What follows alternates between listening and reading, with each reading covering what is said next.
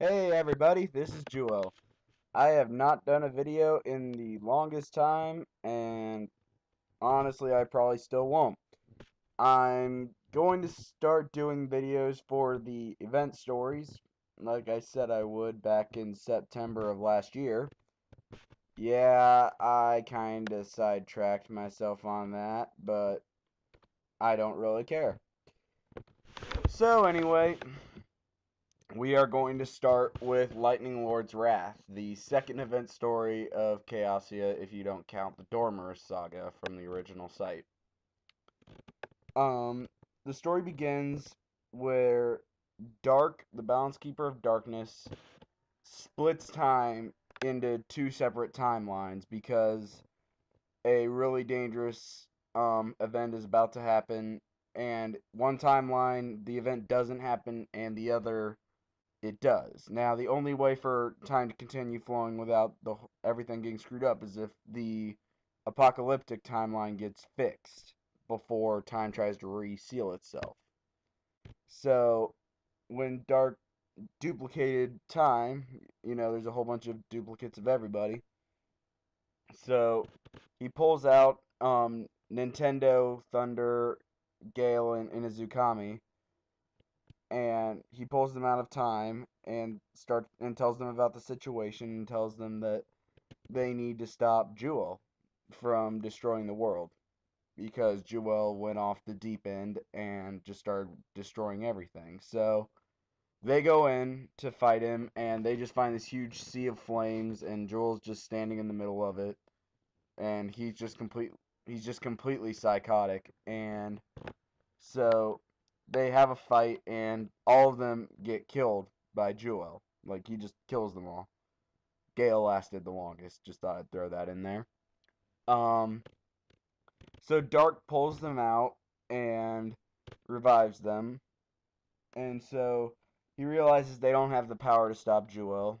And so he sends them earlier in time to stop the event that caused Jewel to go off the deep end. And that was Kainora's destruction. Because back a while ago, Nintendo and Jewel had gotten into a fight, and Nintendo took away Jewel's power over Never. Well, that caused Jewel to really kind of start guarding his power, and he felt weak, so to make up for it, he launched this huge counteroffensive on Isatrak, just trying to wipe them off the face of the earth. Just massive offensive, like all of Isatrak's defenses had to go back immediately, otherwise the entire country would have just been annihilated. So what had happened was Isatrak destroyed Kainora, the capital of Saria, and then just continued to just annihilate the entire country. And just the fact that his entire country got killed by his own mistake just throws Jewel so off the deep end that he just starts destroying everything. So they go back in time to the day where Kainor gets destroyed, and basically they're there for maybe 5-10 minutes, and then all these warships start appearing, and they basically have to fight all these warships. Now, the people of Kainora, due to Protocol 7, they are all armed and ready, so after the initial shock, they do start fighting back, but it's obvious they're overwhelmed, and if the warships start dropping bombs on the city, and I think it was and using wind gale kind of like redirects the bombs and stuff, but if it weren't for those four, it would have been destroyed. So Jewel, he figured out the trap. Like, he was back in Isatrak fighting, and he finds out about the trap, so he voids in, but by the time he's there, everything's over and they pretty much saved the city. So Jewel thanks him, and they go to Isatrak to end it all because Jewel is completely pissed off. He shoots off, and Dark tells them that if Jewel's left alone, then he's going to just he'll keep going off the deep end just because he's not going to want to stop fighting. So they go. Jewel starts fighting the royal family of Isatrak, and they all just join in and like wrestle from Alpha's story is they're protecting Cecil, and Jonah and Jewel kind of go at it while the others have to fight Rizzle and Cecil. But after a pretty lengthy fight, they win, but Isatrak's forces are closing in quick on them, so Gale and them all hop into an aircraft carrier and take off. Jewel stays behind and basically ignites the main city of Isatrak and then voids back onto the ship. So, they're all just flying along, and then unfortunately, Jewel realizes he's in the same ship as Nintendo. And he still holds a major grudge against Nintendo for what happened. He really doesn't like that. So, regardless of the fact that he's way up in the sky in a little, kind of like a tin can of an aircraft carrier, he sets himself on fire and gets ready to go to battle with Nintendo. So, Gale was piloting the ship, and this was not Gale's brightest idea, but he decides to crash the ship in an attempt to give Jewel amnesia. It didn't work at all. All he succeeded in doing was crashing the ship. When it crashed, Jewel came out and went to fighting Nintendo.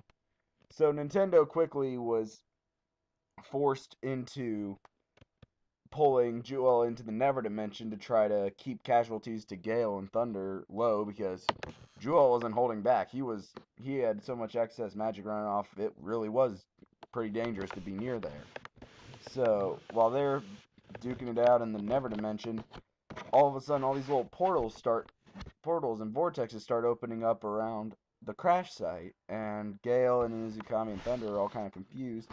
All of a sudden, these little black creatures, like, they're humanoid, but they're also kind of insect-like. It's hard to describe, but they're called Keodes.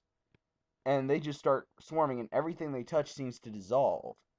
And Dark contacts them and basically says that the Keodes are kind of like Time's helpers. When time is split, it wants to reform. So the Keode's job is everything they touch gets reformed into time. So they were basically forcing the timeline to reconverge.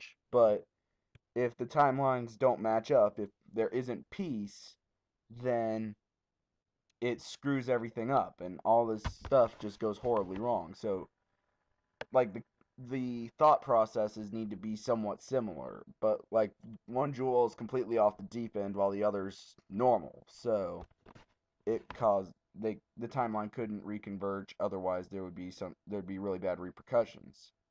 So Thunder and Izukami and Gale go to fighting the Keodes, keeping them at bay, but there's just more and more.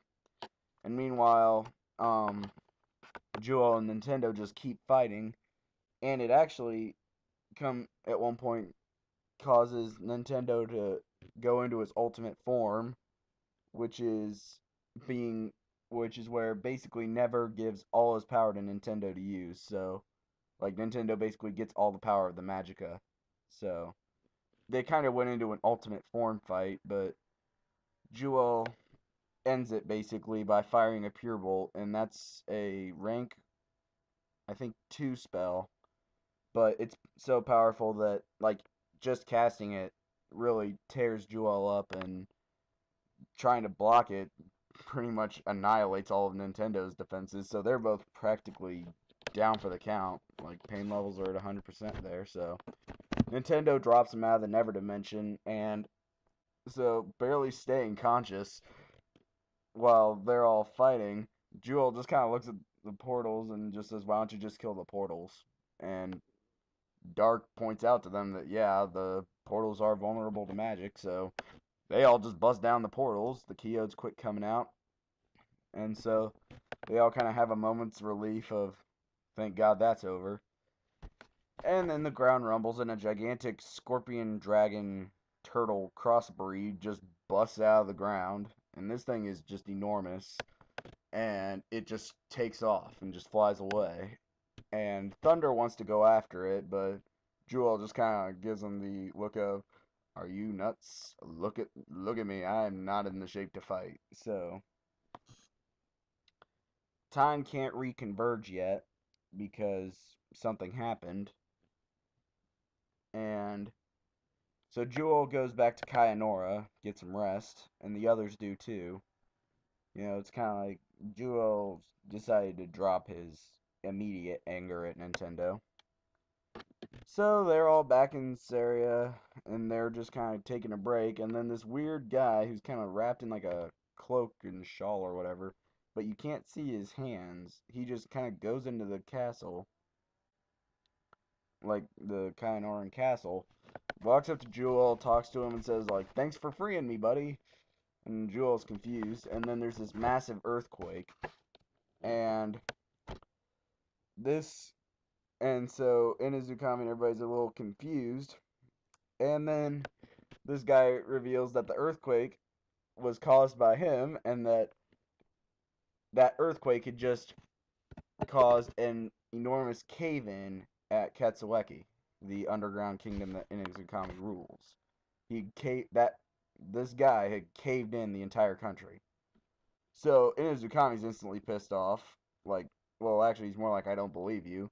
But Jewel's kind of like, okay, you just attacked an ally of my kingdom, so I'm gonna kill you. And this bad guy's just kind of like, hey, like his name's Seo, and he says, fine, I'll meet you on the field of battle. We're at war. And this basically leads into the next event, Chaos Wars. So, Lightning Lord's Wrath and Chaos Wars are actually kind of like part 1 and part 2. The starting of the war, I think in retrospect, was kind of stupid. Didn't exactly need to start a war, but, you know, Chaos Wars wasn't that bad. It was kind of fun. So, you can look forward to that sometime soon, maybe. But the next one will be Path of the Dragon, because we have the art for that, I think. So yeah, Path of the Dragon is next, and that's all.